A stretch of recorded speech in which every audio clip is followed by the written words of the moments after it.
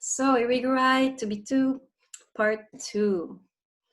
Okay, so today, opposite extreme, right? Last time we talked about an ethics of sex. And this was kind of like communicating, right? It was a class on communication, how to communicate love in a physical way, in a way that creates intimacy and doesn't go against intimacy, right? We saw all the different ways that we make love that can create separation, and then ways that can create intimacy, right? So that was a class on communication, right? How do you express your love physically to the other in a way that they will understand, in a way that will make them feel like a you and not like an it, in a way that will foster intimacy and not destroy it. So we talked about that last time. So today we'll talk about silence, opposite extreme. And I'm going to look at two things today. Number one, I'm going to look at the labor of love, and number two, the cultivation of silence. Okay, so let's get into our text. I have 38%, so I must finish within that time. Okay, go to page 62. I'm going to read the second paragraph. I find myself. Who is there? Put your hand in the screen. Okay, good. So I find myself wondering if the work of love that the book transmits has conveyed the fact that to love each other between us, woman and man, women and men, requires the protection of a space, right? A place of silence. So now she's going to talk about the importance of letting there be a space between the lovers. A space which is fundamental if you want to keep the passion alive, right? We know, for example, if you build a fire, if any of you, how many of you have gone camping? I bet like only 1%. Okay, exactly. No, more, okay. Very good. How many of you have built a fire when you went camping? Okay, so you know that to build a fire, you have to create space between the logs for there to be oxygen, right? If there's no oxygen, the fire dies. It's the same in love, right? If you don't have this space, air, oxygen, the love will be smothered, right? And die. So this is what she's talking about. We need to not only have the passion and the flame, right? Which we talked about last time. We talked about sexual passion last time. Now we need to talk about also silence, open spaces, right? Between the lovers. So that's what she's talking about. So we'll see, what does this space look like, right? Because it's true that we don't often have the luxury to each have their own house, their own mansion, right? And occasionally we visit each other, especially during COVID, right? We're stuck sometimes in just one bedroom apartment, right? How do we create that space in a one bedroom apartment? So we'll see that for Irigaray, the space is not spatial. It's a space of silence. Okay, so let's look at this. She says this here. Yeah, exactly. I just read it. A space, a place, not a physical place, a place of silence. This is a psychological space, right? So let's see what she means by that. Does she mean we should just shut up? In a way, yes, but there's more, right? So let's go further. Second paragraph, 5 lines from the bottom. This silence which exists. Are you there? Okay. Second paragraph, 5 lines from the bottom. This silence which exists between the subjectivity of man and woman must not be overcome. Now we're getting closer to what this silence means, either in words or in representations, but must be protected, cultivated, generated, also historically, so that it becomes more refined and shared. Okay, so the obstacle to silence is words and representations. We're going to see what that means in a second. And then she says this, but not simply shared. I must protect the silence in me. I must respect the silence of the other. Thus, silence is two. Okay, let's go into that. Okay, so she talks about two places where we must protect the silence in me, silence in the other, right? So let's look at, first of all, let's look at how do we protect, what does it mean to protect or nurture, right? The silence in me. Now remember what silence does, right? Silence is the opposite of words and especially representations. So knowing this, what do you think it means to protect the silence in me? what representations must I do away with in order to, and why? Why do I need to protect the silence in me? What do I access when I access this silence? What does it mean? Anybody can tell me.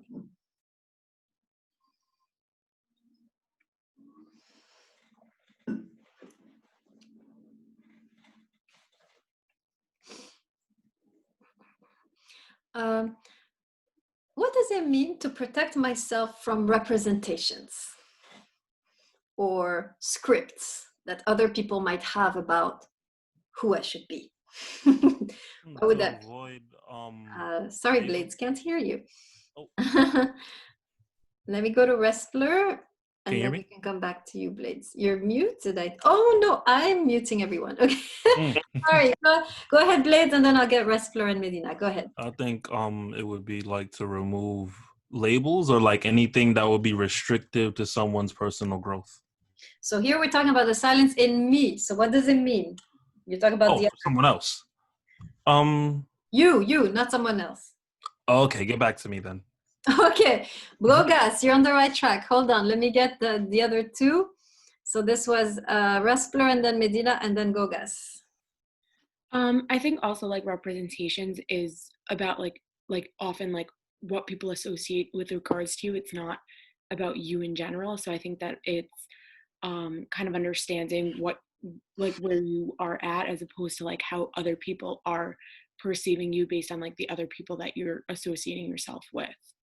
Okay, good. So you can see here that the silence is a way to access a deeper self than the one that other people want to think about you, right? It's a way to access who you really are outside of what people want you to be, right? The representations. Okay, good. Let's go to Medina. Go ahead, Medina. I was gonna say something similar, like you're listening or like you're viewing your true self rather than what everybody else says that who you are to be. Yes, I like the way you said it's viewing your true self versus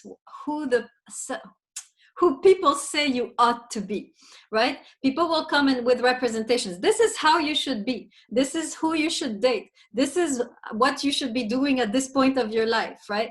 What she's saying here, and this can be your partner, by the way. Partner can be like, this is who you should be. This is what you should think. This is what you should do with your life, right? Here she's saying it's very important to protect the relationship that I first protect my true self. That's what she's saying here. Let me write it down, right? So this space, right, that will protect the relationship, right? Protecting the relationship or nurturing, right, the relationship, the passion in the relationship, right?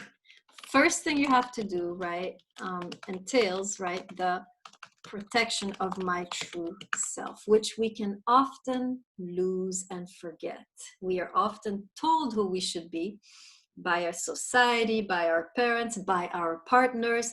And she's saying the fundamental basis, building block of a healthy relationship is who are you? Right? Okay, Gogas, add to what we said. You're on the right track, Gogas. Speak to us. That's like kind of when you want to protect yourself, it's basically like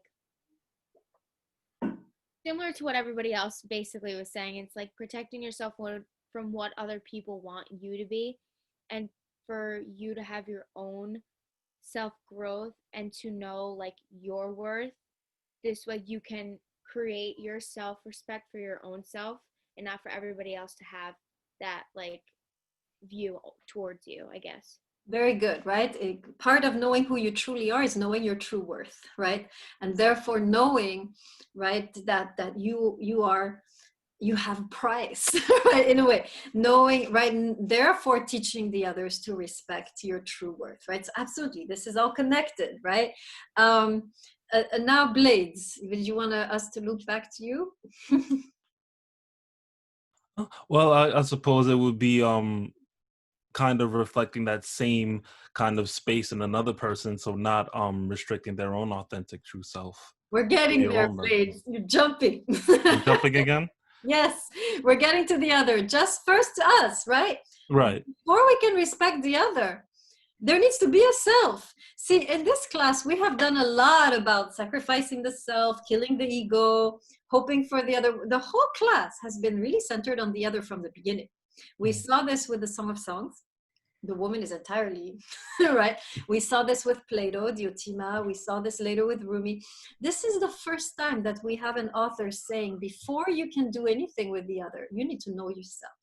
And we know why she says this, because she's a woman and she is addressing women. And for centuries, the default, right, of our mothers, our grandmothers, has been to sacrifice myself for another.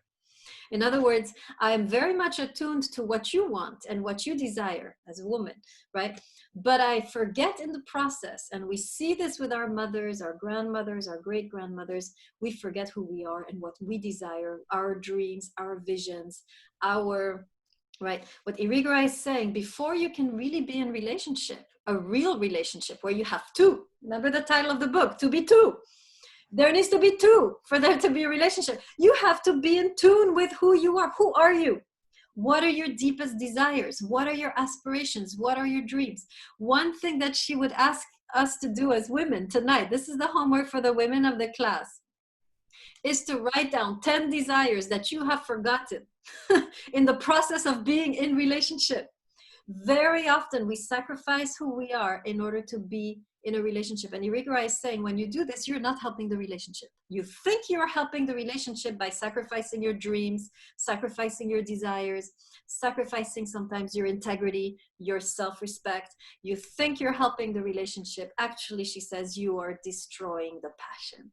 Because for there to be passion, there needs to be two. And for there to be two, you need to exist, right? So that's the first fundamental, beautiful truth that we haven't learned yet, except maybe with Kant, right? When Kant talks about self-respect, but too often in the class, we've been focused on the other. She's saying here, before you can truly love another, you have to love yourself. You have to know yourself, right? And so this, by the way, I want to elaborate a little bit because this is really what she means. I said I would talk about this by virginity, right? This, so let's talk briefly about that, recovering one's virginity, right? This is, again, right, is very, very tempting, right? If only, right? But she's talking very beautifully. I want to go to that because this is so important to reframe this concept, right? If you go with me to page 27, she has a section on virginity, which is connected here. Can you go back to page 27, everybody there?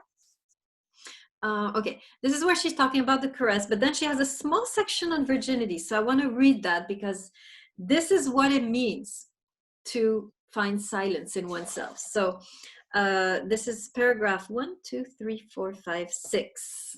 The caress is a gift of safety. Are you there? Okay, so we read that last time, right? A call to return to yourself. And here we are, through the rediscovery of your virginity here and now. And this is, of course, in the context of the relationship, but look at how she defines virginity. Your virginity understood not as simply physical or phantasmic thing which is lost or preserved. So she wants to say, we're not virgins because virginity is not a physical thing that someone can take from you. Right?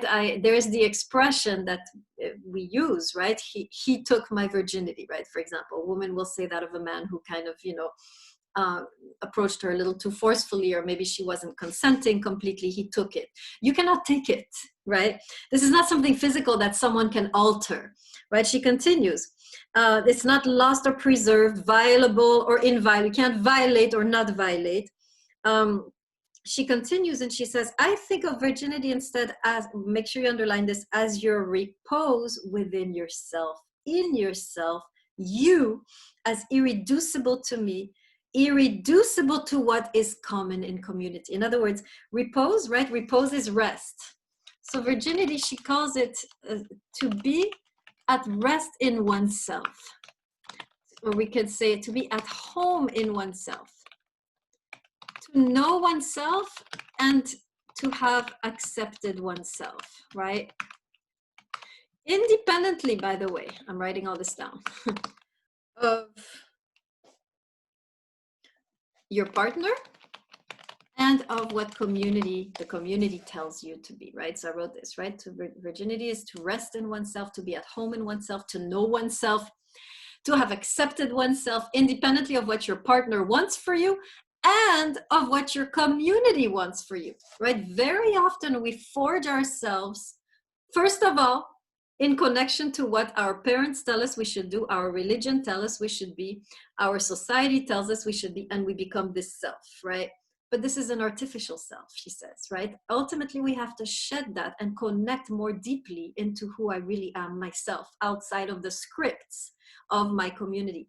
And of course, outside of what you would want me to be, right?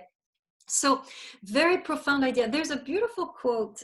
So that's what she means here, right? To the silence in me, to connect to my deepest self, to be at home with myself. That is the true meaning of virginity, right? Another meaning. It's to be oneself apart from any script that could be imposed on me, whether it's the script of patriarchy or the script of, liberal democracy or the script of this or that. I attune myself deeply in myself to know who I really am, right? There's a beautiful quote that I really loved on virginity, and I forgot the author, but here it is. Virginity lies in a woman's true connectedness to her own self and to God, right? Beautiful quote. Virginity lies in a woman's true connectedness to her own self and to God. That is what makes us. That's why we can always reclaim our virginity, right? And I would say, of course, the same goes for a man, right? Lies in a man's true connectedness to his own self and to God. Of course, she emphasizes here for the woman because it's an issue for society, has made it a big issue for us, right? More than for the man. So that's why she wants to reformulate it for the woman. Okay, so we'll talk later how we can cultivate this connection, but definitely there has to be a deep connection with the self, with one's desires, with who one desires to be and live and experience in order for there to be a real connection, a passionate connection. If you forget yourself, there's not going to be, the love will slowly begin to disintegrate. Very often, we saw this with Buber, right? When the marriage is disintegrating, look at two things. Are you treating the other like a you? Okay. Are you being treated like a you? Are you revealing yourself like an I, you, and not like an I, it? Okay, any questions on this first part of the silence within me? Okay. Oh, I see a question. Medina, is that a question still, or is that from before? Medina? Okay, no answer. All right, so let's move to the second one, which is the silence in you. Oops, I spelled it wrong. Silence, I can't do this. Silence in you. Okay, now Blades, maybe you can help us. You've been waiting for this moment. So what does it mean to protect the silence in you? Go ahead, Blades. Before I get into that, I actually did have a question. Well, I guess it's more so in line with this, but have you ever heard of like the term like holding space? Oh, yeah. Yeah, would that be like parallel to what we're discussing here? Is that the same kind of concept? Yes, just like you know yourself, you also hold, you find your space to know yourself. You can also hold a space for the other to know themselves, right? For the other to blossom, for the other to grow, for the other to even change. You don't change them, you hold the space for them, right? So I like that very much. Yes, I hope everyone writes this down, right? To hold the space for the other is a way, right, to protect the silence, i.e. the silent growth, right, transformation process of the other, right? And this is something that we often don't know how to do. We want to rush the other. Why don't you do this? Why don't you do that? Why don't you change that? Why are you still like this? Why are you always doing this, right? And we don't know how to hold a space. Thank you, Blades. This is really good. I'm writing it down in my notes for next semester. You're welcome. I like the expression very much. It very much clarifies, right? How can we learn to better hold a space for the other's silent growth, transformation, maturation, process, right? And we are too eager to rush the other, give ultimatums, break up with them, yell at them in frustration, become frustrated, right? Become demanding, and we have forgotten that the other is not in our control. We cannot change the other, but we can create a space where they can go through their own process, right? This is a very nice way to understand the respecting of the silence in the other, right? Very good. Any other ways? I see Medina still has your hand up. Or anybody else, that we can protect the silence in the other. Medina, go ahead.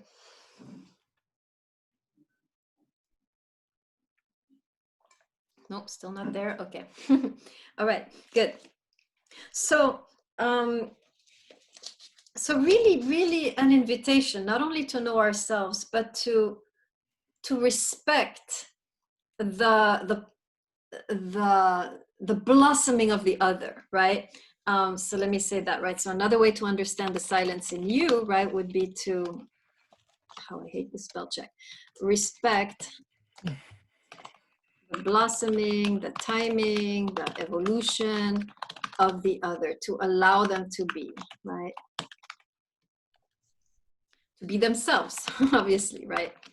Now, it doesn't mean, obviously, right, to protect the silence in the other, it doesn't mean that you allow them to be, you know, some kind of violent abuser, right? It simply means that you allow for space for them to go through a process of perhaps changing, which is not easy, right? This is not easy to not control someone, but to open up a space for them to change. So notice, right, that both are needed. It's not enough to respect the other's process. You also have to stand up for yourself, right? And this is what I want to emphasize, is the novelty of what Irigaray is saying. It's this tension between loving the other, allowing them to blossom in their own way, and loving myself and standing up for my own blossoming, right? And doing the two at the same time. You see, there are two types of couples, or two types of women, right? First one, complete victim, complete oppressed by the person, right? Not at all in touch with what she desires anymore, sacrificing all day long, right? That's one way. We saw this. Our mothers, our grandmothers have shown us that way, right? Now there is the emancipated woman, very much in tune with her voice, but very impatient when it comes to the man, right? You better get your stuff together. Like, I'm a CEO of this company. I'm making this much money. I have so much worth. And look at you. You talking to me like this? How dare you, right? And so we are so connected to ourselves that we have little patience, right, for the sometimes very slow process of the other in our lives, right? And so quickly we dismiss them. Quickly we break up with them. Quickly we dump them, because they are not recognizing our true value. This is now us. This is where we are. Irigaray is talking about a third path, middle path, one that is both able to love the other, allow them their own process, give them the time to change, waiting for them, while at the same time knowing myself, standing up for myself, right? That is the challenge for the women of the 21st century that Irigaray is giving us, right? Either we become victims, or we, you know, dump the person. She's saying we need to learn to do both together. This is what the labor of love looks like. I'm able to give you space to change, to wait for you, while at the same time standing up for myself, speaking my desires, without controlling you, without, you know, giving ultimatums, but standing up for myself in a loving way while waiting for you, right? Are you seeing the tension that she's proposing here, right? That's the difficulty. This is new territory. This is why it is risky, right? This is new territory. We have not learned as women to both be with and against the other, right? I'm with you, I understand you, I know you need time, I'm waiting for you, but at the same time, I'm against you because this is what I believe, this is what I long for, this is what I desire for myself, for you, for us, both of them together, right? So that's what she says. When we are capable of protecting the silence in me and the silence in the other, this is when we will have right? The two, silence is two, the strong poles which make for a deeply passionate relationship, right? A woman who is too passive, too submissive, no passion, right? A woman who is too emancipated, too demanding, no passion. You want to blend the two. That's the difficulty, right? If you find that your relationship lacks passion, it's either you have been too passive and too submissive as a woman, or you have been too demanding and too expecting, too aggressive, right? The day you are able to create as a woman the balance between standing up for myself, expressing my desires, knowing my desires, honoring my desires, speaking them, and at the same time understanding you need time, waiting for you, holding a space for you, is the day that we can begin to really enter the labor of love, right? Okay, so any questions about anything I said so far before I get into practical advice how to cultivate the silence? Any questions or issues? So the labor of love, can you hear me? Go ahead. The labor of love can kind of be surmised as the balance of the maintenance of your true self, as well as the partner, and kind of, I guess, mediating that process throughout the time that you spend with each other. Yeah, being able to respect yourself while at the same time waiting for them. Okay. I do remember, I think I was writing a journal and I was looking up something to talk about in the journal that we have for the class. And it was talking about, like, I guess the 3-year period in relationships where people kind of get into a space where they've grown so much as a result of the relationship, and they kind of like trying to re-understand it in a new context owed to the type of people that they've become during the process of knowing each other. Yeah, I love that you bring up the 3-year. There's a 3-year period, a 7-year period also, right? This is when people usually break up, right? Why? Because at that moment, I love the way you put it. There's a reevaluation of the relationship. Where is me? Where is you? And very often, the me or the you has dissolved, and that's why the breakup occurs, right? Instead of using the 3-year and the 7-year to cleanse the relationship, recover my me, recover your you, and really get to the next level, we split up. And so we miss the golden opportunity. And you're right, after 3 years, there is a reevaluation that is subconsciously taking place. And very often we don't understand what's happening, and that's why we break up. But what is happening is I have lost myself, or you have lost yourself. And if we sit down and we ask each other, have you lost yourself? Have I lost myself? Here's what I have lost. And begin the negotiations, right? You can salvage the relationship. Same thing after 7 years or 10 years, right? These are the moments, right? Kind of these cycles where the couple emerges and evaluates, where are we? And very often they don't know how to diagnose the problem. Why is there no passion? I don't know. Maybe we're not meant for each other. Okay, let's go. No passion because somewhere the two has died. It's become one, just one in a bad way. You ate the self or you ate the other type of one. Nice, Blades, I like that. Medina, are you still with us? No, okay. Any other questions about this first thing? Okay, good.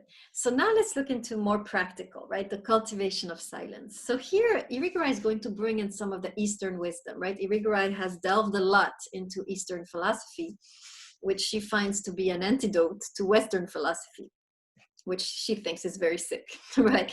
So she talks about how the East has mastered the art of cultivating silence. You can see this here in our text, going back to our text. Go to the last paragraph of 64. Let's read it together. In Western culture, are you there? Put your hand in the screen. Okay, great. All right. In Western culture, so she's comparing, right? On the other hand, we, the wise, she's being ironic, right? We always think we're the wisest. Practice a mode of speaking which is logical, abstract, conceptual, and a bit suffocating. which implies an almost unsurmountable master-disciple relationship. So she says, we are a culture of language, the West. It's true. We master language and we master, ways of speaking and dominating reality with our words, right, and our concepts. She says, however, the culture of the breath and of the word which respects this breath, on the other hand, procures life and autonomy. But this culture has been, for the most part, lost in our tradition. So the culture of breath, the culture, she's alluding here to meditation, right? The art of creating silence within your mind in order to access a deeper part of yourself. So I'll talk about that in a second. I see a couple hands. Hassan, go ahead before I continue.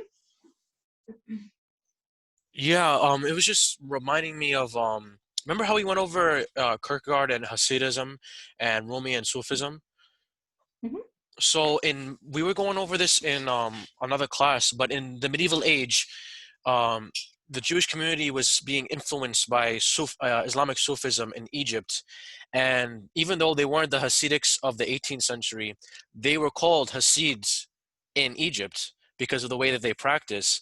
And one of their practices was like long periods of silence and fasting to like connect to the love of God. And that's just what I thought of when I read.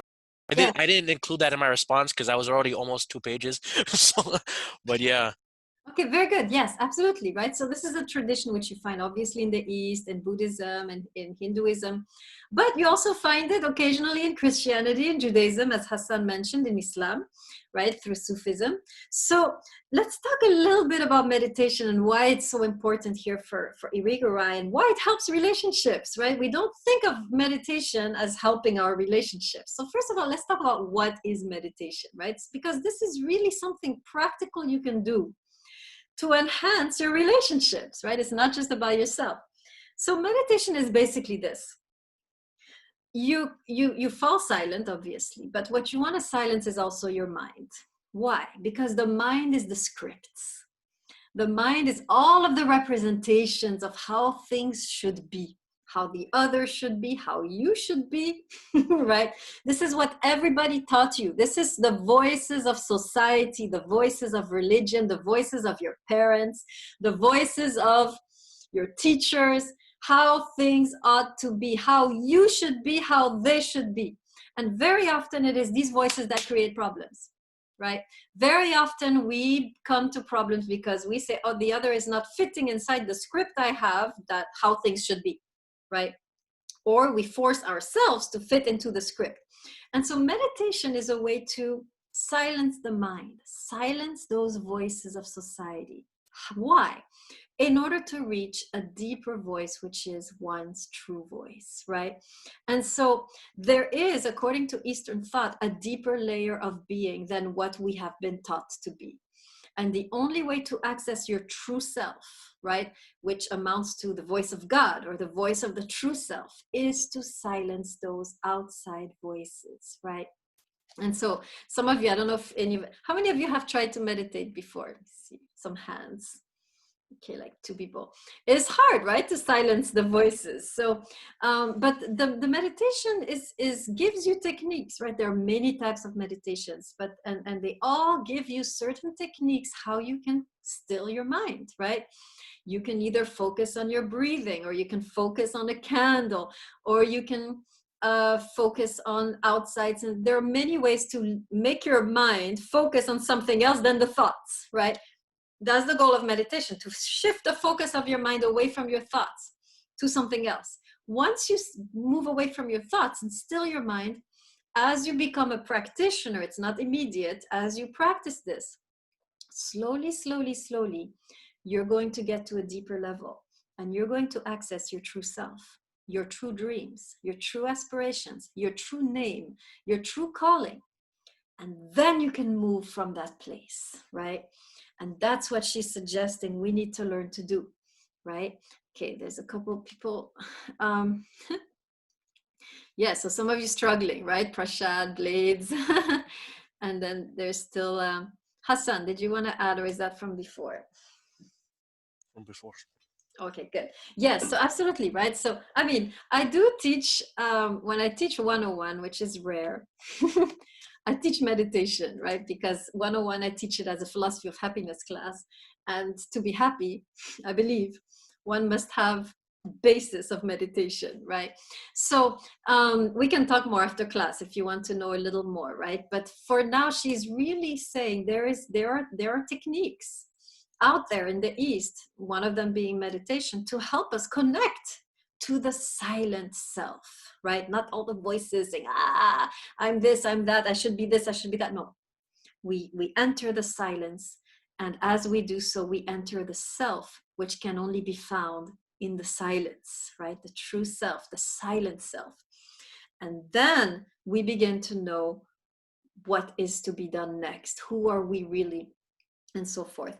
Now, meditation, interestingly, is also good in order to relate to the other. Can anyone tell me how clearing your mind of your thoughts, right? Being capable of doing that would help you in your relationship with another person? Can anyone tell me why that would be helpful? Not just for you to connect to yourself, but to connect to the other. Oftentimes when you're often when if you say something to someone, sometimes if you're caught in the opinions of other people, they may deter them from understanding you, like your partner, because they're not your actual words. They're another word, someone's words reinterpreted through you. So they're not really necessarily what you want. So they'll cause more confusion than understanding. Very often, you're right. The voices of society, the voices of our friends, the voices of our parents will actually hinder your relationship. You'll be relating, and then you'll be like, he's not doing this like he should be. He's not treating me like this. Any of you ever been like, you had a great relationship and then you went on Facebook and saw other couples? Anybody have had this experience? You were doing fine, right? And then you went on Facebook and saw other couples, how they're relating, how affectionate they are, and how it's not happening for you. And then you're like, why can't we have that? Anybody have this kind of comparison? I see some smiles. Okay, right? So this is what it means, right? When you silence the script of how love's supposed to look like. I had a friend I deleted because he got on my nerves, right? With his spectacle of his love life. Because I was like, you do you, right? So, right, when we allow the script of how love should look like to enter our minds, it can often be a hindrance with how the love is actually being woven between you, right? Every love story looks different. You can't compare. Be like, why can't we be like that? And then you have this whole thing going on in your head. Why aren't we like that? And then they kiss you and you're like, go away. Why can't you do it like that? And so forth, right? So very often the scripts we have in our heads, the voices that we have heard that on how a relationship should look like, or how a man should behave or a woman should behave, and then we turn to our partners and they're not doing that. And now there is a whole issue, right? That didn't need to be there. Very good. Löwenthal, go ahead. I was just going to say in regards to meditation, how once you see your thoughts a little clearer, then you won't relate to the other through those thoughts as much. It's from the deeper self. It's not like, they did this, and you don't see that it's actually just thoughts and all these different things. It's once you can see past that, then you can connect to actually them and from yourself. Yes, very good. Very often, the biggest obstacle to intimacy, very often, is our thoughts, our anxiety, our worries. Where is this going? How are we gonna? I don't feel right. We have so much anxiety about the relationship that very often the biggest block to us becoming closer to our partner are precisely those thoughts that are making us anxious and worried and resentful and depressed, right? And so these thoughts, in a way, are the biggest screen between you and your beloved. And one way to generate intimacy is to learn to master these thoughts, whether negative thoughts, especially any thought of anxiety, any thought of resentment, any thought of depression about the relationship is creating further problems. And so moving these thoughts away and trying to connect without all of this needless emotional turmoil, right, is a discipline. We sometimes, some of us sometimes are conditioned to be very worried, right? And so it's a discipline. It's a self-discipline, right? Where you tell yourself, my thoughts don't necessarily map reality, right? My thoughts don't necessarily say anything true about reality. Let me just live this relationship instead of constantly processing it, right? Very good, Levinthal. So yeah, so that's really, I mean, learning meditation is really one way not only to connect to yourself, but to allow yourself to receive the other on a clean slate and not in a territory where there's all these, you know, anxious, angry, resentful thoughts about something happened in the past, about the future. And most of us, we're constantly thinking about what our beloved did in the past and what they're not doing in the future. And this is blocking any moment in the present that could be enjoyable and constructive, right? Let me write this down because this is really the key. We are either stuck in the past or worried about the future. This is all thoughts. And we miss the present, which is the only place where we miss the present and the only opportunity we have, right, to build to a better future, right? It's in the present that you create love and intimacy and these moments that build towards the future you want, right?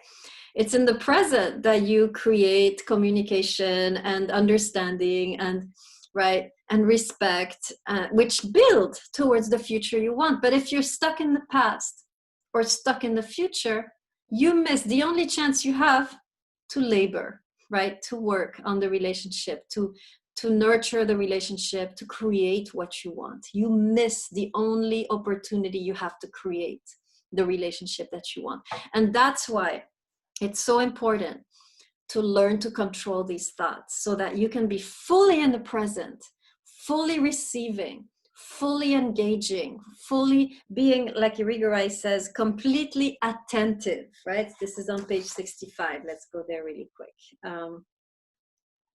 Yeah, go to the 1, 2, 3, 4, 5, 6 paragraph on 65. Using the word. Are you there? Put your hand in the screen. Okay.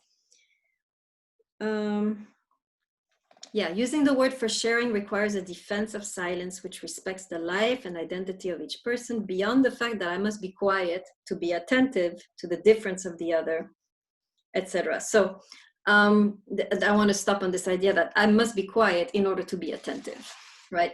I can't be in a proximate, intimate relationship with the other. I cannot develop intimacy if I can't create silence, which creates the space where I can truly receive the other. As long as you're stuck in your mind about something they did in the past or something you feel they're not doing in the future, you cannot weave the relationship in the present. And so you're gonna end up nowhere, right?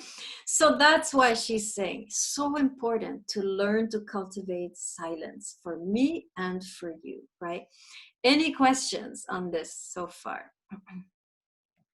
Medina, if you have a question, tell me because, oh, okay, your hand is down because I've given up on you. Okay, good. All right, good. So I will stop the recording.